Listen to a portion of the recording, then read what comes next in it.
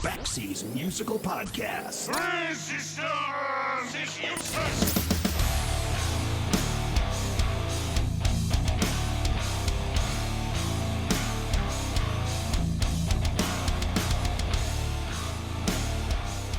In April of last year, I interviewed Rory Sullivan Burke, the author of The Light Pours Out of Me, the first and only authorized biography of the brilliant late guitar legend John McGeoch, who died in 2004 at the age of 48.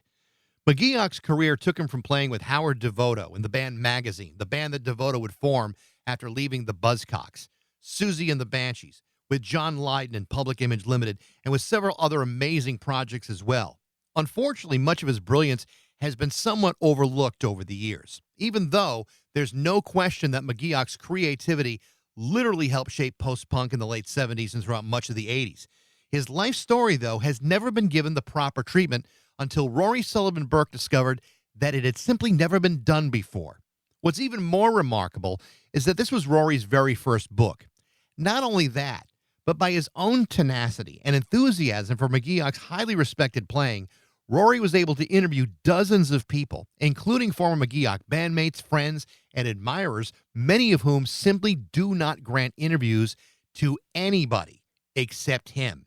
More importantly, he forged a very close relationship with McGeoch's family, including his mother and his daughter, Emily. Oddly enough, the first interview he did after the book was published was with me in April of 2022, where we found out that we not only share a great appreciation for much of the same music, we also happen to be devoted fans of the Boston Celtics, which is not something you might expect from a young man living in London. But here's the exciting part. Rory's book has become the inspiration for an upcoming documentary about McGeoch's life and career.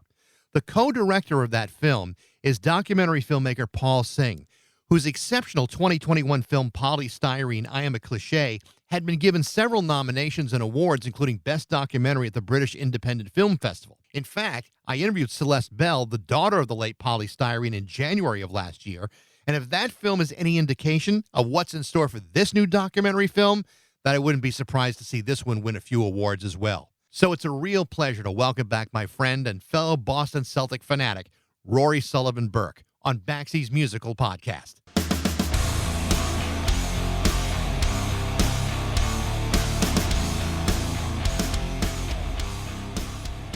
I was gonna say, how you keeping? You doing well? I'm doing great. I am so happy for you. I really am. I mean, when you and I talked last time, I think you told me that was like your first interview after the book, and I didn't know that. I had no idea that was true. But you and I have gotten to know at least each other a little bit online, and having read the book and being a fan of McGeoch, maybe not to the extent that you are, I'm so proud of where this book has gone and where it's led you, and the fact that it's being made into a film. I literally just saw the trailer today, and it looks fantastic. I'm so excited to see this when it's finally complete. Tell me a little bit how you're feeling with all this. I mean, this is a pretty remarkable couple of years here for you of getting this book out, and now your first book is going to be made into a film. It's unbelievable to me. It's unbelievable to me, Mike. I mean, it's, I think we said at the time, with the book, you just don't know how it's going to be received. I mean, especially when you haven't written before,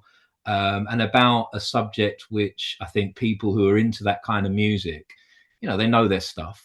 And me not being that generation as well, it's like, I hope I don't, make any massive glaring mistakes or step on anybody's toes or do anything the wrong way. So yeah, the reception to the book was just amazing, really heartwarming. I think people really connected with the emotional side of the story, John's life and his relationship with his daughter, as we discussed obviously previously. But the whole thing with this film was just like such an unexpected bonus. It really was. The approach was made to my publishers, and I think we're probably looking at about maybe a year ago now. And that was a slow process, to get all of the stuff kind of moving and to get the rights and all the rest of it.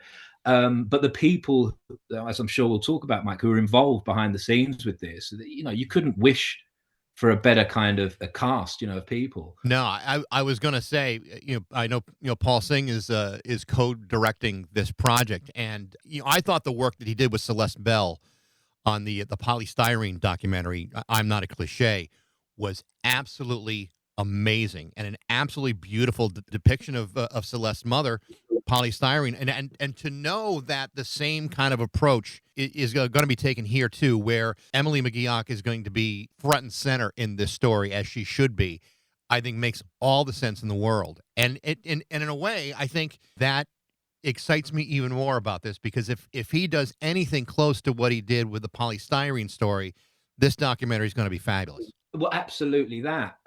Because initially I didn't know that he was going to be involved. My contact was through somebody called Nicola Black, who's the other co-director. And then, mentioned that she was going to be working with Paul on this. And because of the polystyrene film, I loved it. And I loved the approach of it and how it focused on, the daughter and everything. I thought it was great. And I knew, because John's story, again, it's a sensitive one, and it's important that it's handled, I think, in the right way, as I tried to do, with the book itself. So, yeah, I couldn't have wished for anybody better suited, I think, to really translating this to film. So when you were approached about this, what did they say? Obviously it probably didn't take you a whole hell of a lot to be convinced to agree to this, but what was their pitch to you in turning this into a documentary film? Well, I think Nicola had been a fan of McGeoch's work for a long, long time, and it's something that she kind of had in the back of her mind. I think, obviously, coming from Scotland as she does as well, it has that connection, obviously, with John. But it was a case of, I think, until that point, they didn't really have like a reference point or things to draw upon until the book. And then suddenly when the book was there, it's like, okay, so it's all contained pretty much within one volume there of what we would need to actually put, a documentary film together.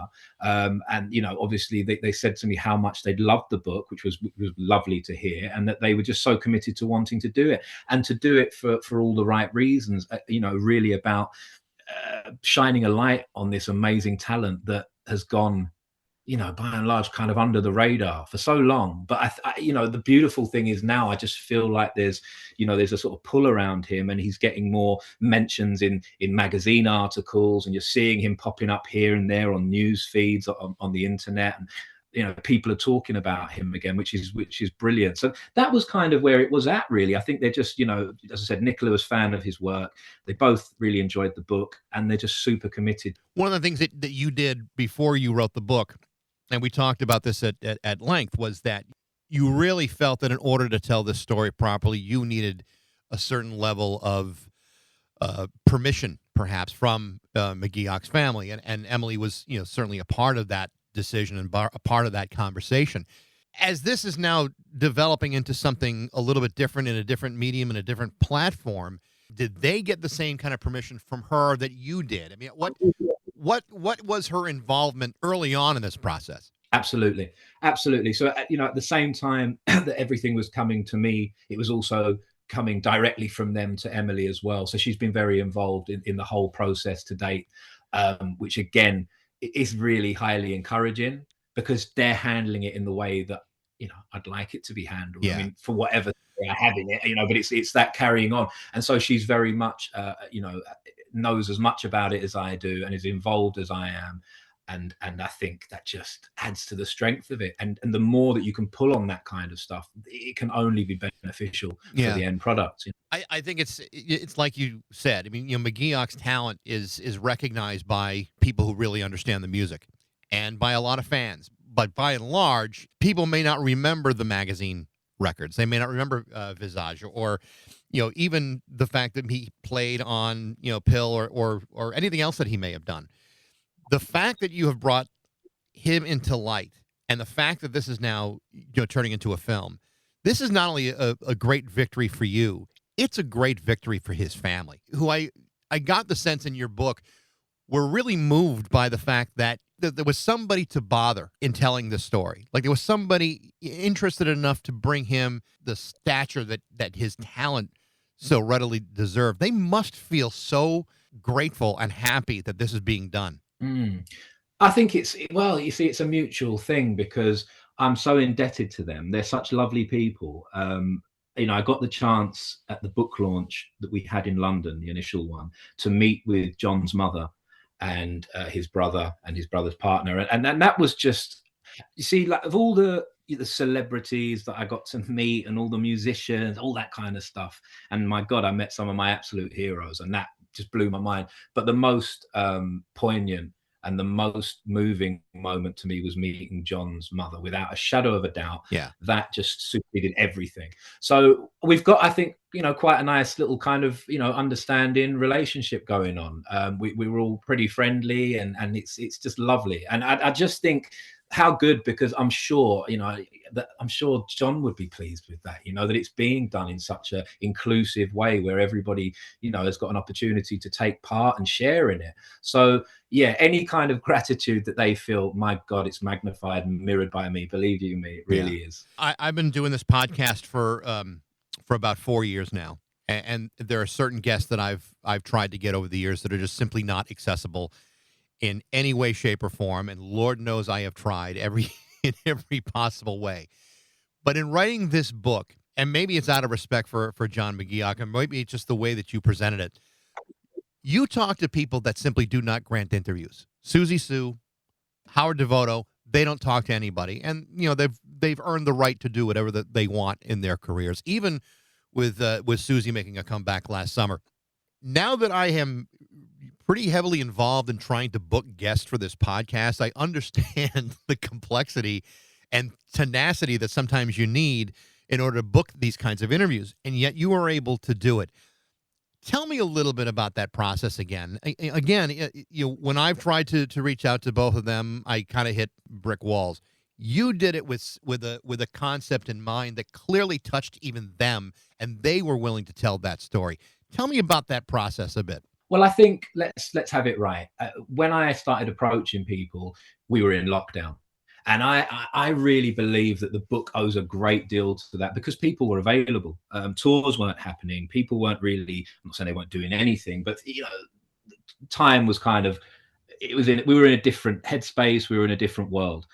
So there was an availability. I didn't know how you speak to people. I didn't know how you go about it. So it was just a case of emails to people, managers or record companies or whatever it was, and just kept on until I got a response. And then, I'd find that, okay, such a body will speak to you. That blew my mind. But then I knew once I had that opportunity, my God, I couldn't waste it, because like you say with Susie, I mean, I think before this book, it may have been 7 or 8 years since she'd last given an interview. And we spoke, countless, several times, and we got to meet. I mean, we went and had lunch. I mean, for me, that was just like, what on earth? Like, where did this come from? So that was crazy.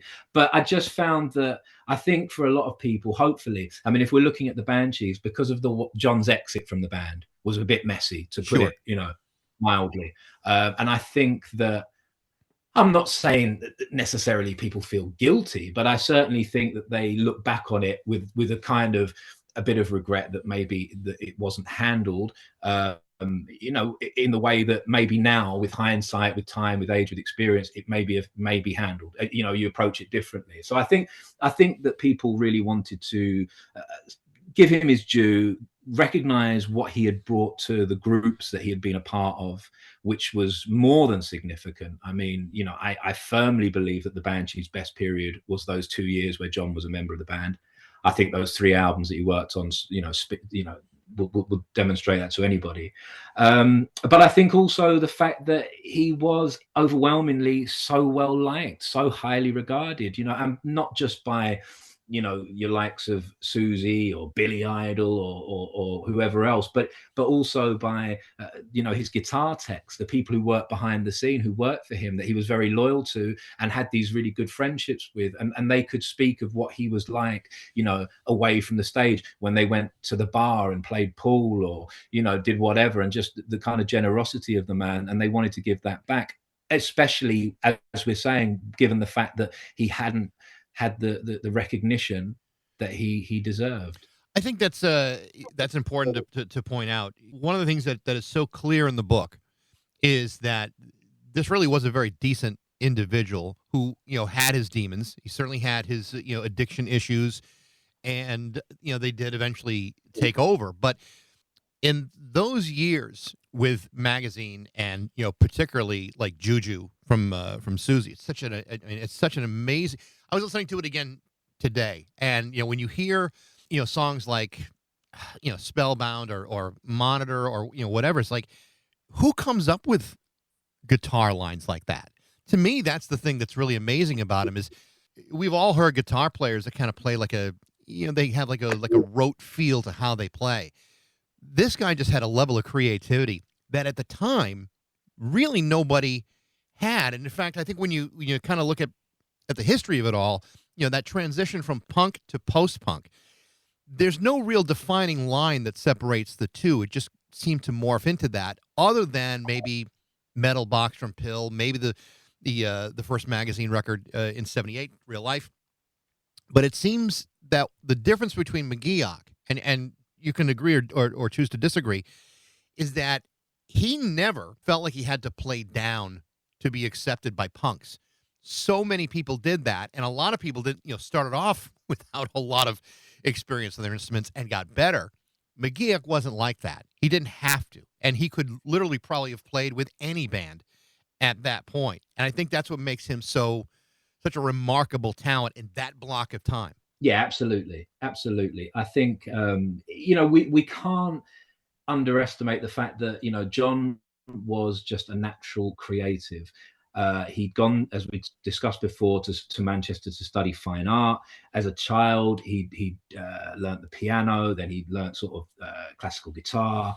I just think that, there was no way that for somebody like that, he respected his craft. He respected, I think, the power of music, what that meant. I think he saw guitar playing, done right as a responsibility as well, which may sound slightly over the top, I don't know, and a bit grandiose, but I think that's actually true, and he was, for all we talk about the demons and obviously the addiction issues that he had, I think he really did. He did have a sort of a very, very super pro kind of attitude to whatever he was doing. And I think that's sort of best demonstrated really by the fact that from band to band, and this is something that I talk about an awful lot, but I believe it's true, and even from album to album, John adapted and he was a different player. I don't think you would say that John on Juju is the same as John on Real Life or the correct use of soap, or I think that there was a natural progression with him, which was also about who am I working with now, and then so how do I best serve that, and that takes a degree of certainly awareness, intelligence, sensitivity, and that was John. I think that sort of sums up his personality as well in a lot of ways, and he was the same as he was as a person, kind of translated to how he worked as a musician. And I think that's a key term with him as well, that John was a natural born musician and creative, as much as he was a wonderful guitar player.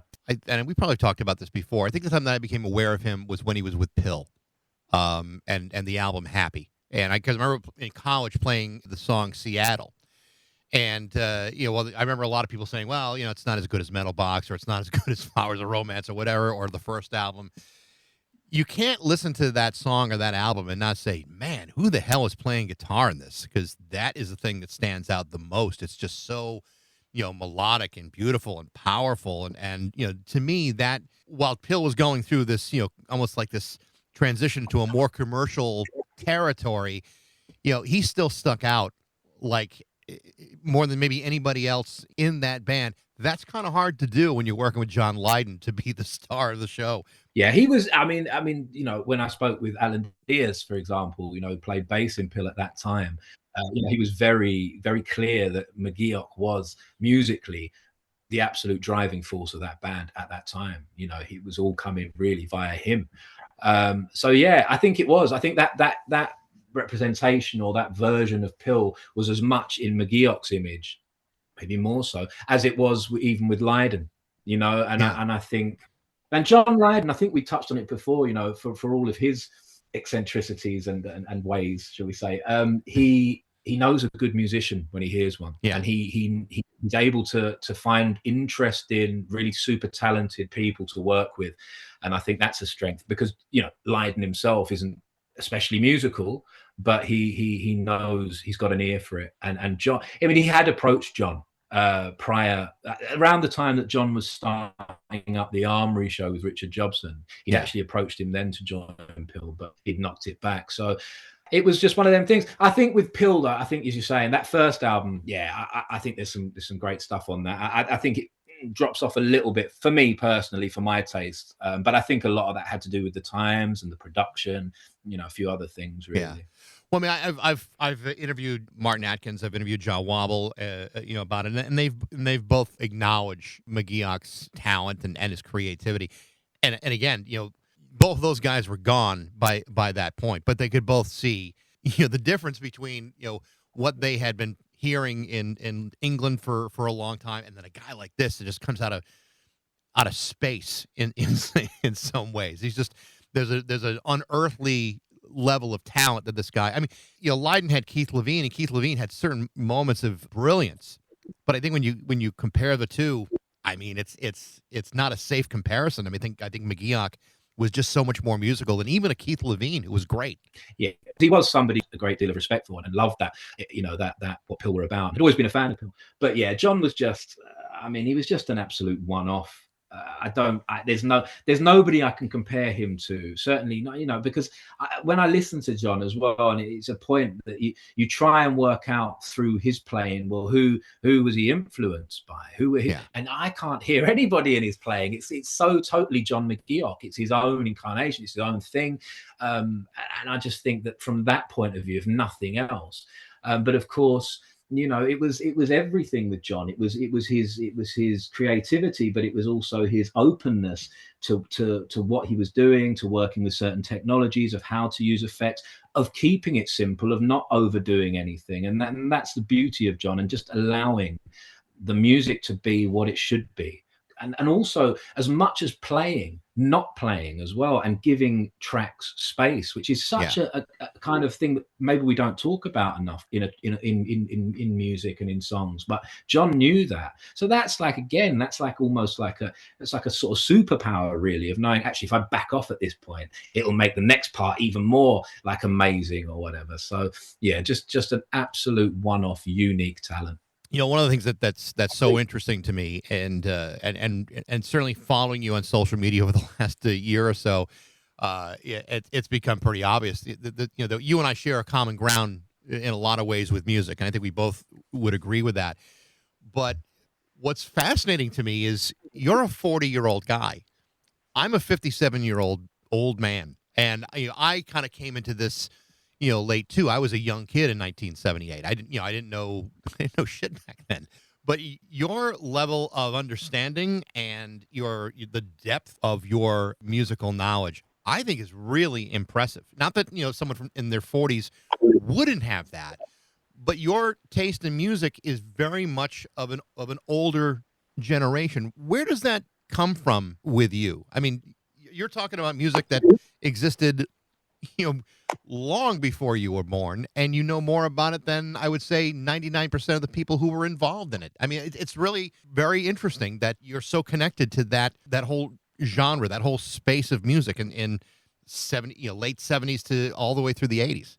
I think I put it down to the fact that probably from around the age of 3, music became my way of understanding the world. I was so captivated by sound. I found people communication a little bit difficult. I was a very, very shy young child, and I was a bit awkward. But I just found that the one thing I really connected with and understood through how it made me feel was music. And luckily, I like to think good music, but very broad. There's lots of things that appeal to me. I love, for example, bass. I love bass, so therefore I love funk and soul and reggae and all of that for that side of it. I don't know. I mean, maybe as well, I was fortunate that in my upbringing as a kid, I was surrounded by good music. Like, my mum had a fantastic record collection, and she was very much of that sort of punk era and the sort of jazz funk and all the different stuff that was going on. So I grew up with disco records being played, hard rock, Led Zeppelin, Beatles, Elvis, the Wire. I mean, it was all there, so I had a real kind of I had free reign to sort of like develop my tastes, and that's what I did. And then of course I just kind of took it to another level of obsessiveness and really delved into stuff. And I always got a thrill out of going to the secondhand record shops as a child, because I'm not trying to paint myself as some little pauper, but I didn't have the money to be buying CDs at that time. They were very expensive, but I could go and pick up a record for what would probably be a few dollars, and just develop an understanding for stuff, and knew what I liked, and it's always been like that. So I'm always still on the hunt for different things now, and you can never run out. That's the beauty of it. There's always stuff, you can tap into. I've got very into like Turkish stuff, that psychedelic kind of stuff. It's an amazing thing. African music, West African music. I love it. It's just, there's so much out there. You can never get tired or bored of it, When you and I have messaged each other, I've needled you a little bit about what you would consider writing for the next book if you choose to do that. And one of the stories I thought would be a really good one to tell. And I know you're an enormous fan of Adrian Borland from The Sound. I mean, that would be a story that would be incredibly interesting to hear. And a lot of people in the States may not know Adrian Borland's story, but this is a guy that was incredibly talented and had very deep depression issues throughout much of his life, and eventually succumbed to that depression. But there's a guy much like McGeoch who was brilliant, but doesn't really have the notoriety or the attention that he probably deserved. I don't know if you've ever really given much consideration to that story, but I think that would be a terrific place to start. Well, as I absolutely adore The Sound and Adrian Borland. I'll tell you what, Mike, you were the first guy I ever spoke to, okay? You wanted to speak to me, and we talked, and it was amazing. And let's have it right, you're a Boston Celtics fan as well, so, it's all good. I'm going to give you a little exclusive here, okay? And I'm going to tell you who I'm writing about at the moment. Nobody else knows, but I'm going to tell you. So I'm actually I'm in the process at the moment of interviewing, researching, and writing a book about the wonderful late drummer Pete De Freitas from Echo and the Bunnymen. That's awesome. That's fantastic. That's a good story too, and a real tragedy what happened to him. But that's great. In fact, it's interesting you say that, because I saw that you just received the Will Sargent book, the second Will Sargent book. I mean, how far are you? You're just at the interview stage at this point? Yeah, I have been writing, and I've got quite a few interviews on board, and just putting it together. It kind of, with these things, they take as long as they take. I mean, the John book happened really, really quickly. I don't think I should look at that as an example of how every book will map out. Sure. They take as long as they take, and ultimately you want to do right by whoever you're doing a book about. So we've got interviews. I've done some writing, of course, on it, and just shaping it really, and getting the story to be as sort of accurate, as fair as it can be. So I'm excited by it. I mean, I'm a massive Men fan. And Will's an amazing guy, lovely guy. Yeah. And Les as well. So brilliant stuff, and hopefully it'll do him justice. I hope so, anyway. Been a couple of things that have happened over the last week or so. A couple of pretty significant losses. I know Shane McGowan died early this week, but the one, and I can't say that I'm a huge fan of the Pogues or Shane McGowan, but the one loss that I did feel really horrible about was the death of Geordie Walker from Killing Joke. I'm a huge Killing Joke fan, and much like a McGeoch, this is a guy of such uniqueness and power and talent that it's an astounding loss, especially if you're a guitar fan. And if you've never heard him, that's a guy that you definitely need to discover, because I mean, what an amazing guitar player he was. Oh, absolutely. I'm with you on that, Mike. I love Killing Joke, and he was the sound of Killing Joke. Those riffs. I mean, they're such a fascinating band, because for me, they still make music that's really exciting, really interesting. I put up a track the other day, The Great Cull, as an example, but that guitar riff, man, amazing. It's so powerful. Amazing. Geordie Walker, God rest his soul, amazing talent. And again, you see, this is that whole thing we're talking about with the post-punk. How many just creative, brilliant, very distinctive, unique guitarists? Because Geordie Walker when you hear him, John McGeoch, Will Sargent, Keith Levine, Vinnie Riley. Oh my God, the list just goes on and on and on. Of these people who really certainly shaped how I perceive, what the guitar should be and what it's capable of doing beyond just the kind of Jimmy Pages, Jimi Hendrix, as brilliant and as amazing as they are. There's two things about Geordie that I think are really interesting. One, Killing Joke was his very first band. I mean, it was almost like he was fully formed when he joined this thing. And the other thing that's amazing about Killing Joke, and I agree with you, there are very few bands that get better over time. A band that's been around for 40, 50 years, and these are guys that are deep in their 60s, and the music just has gotten more and more intense as the years have gone by. And it's a band that it's just impossible to not respect the fact that they never, well, apart from outside the gate, they never tripped and fell. It just they always got more powerful. That's one of the things I totally respect. And if I can ever get Jazz Coleman on this podcast, I would do it in a heartbeat. Absolutely. Yeah. God, yeah.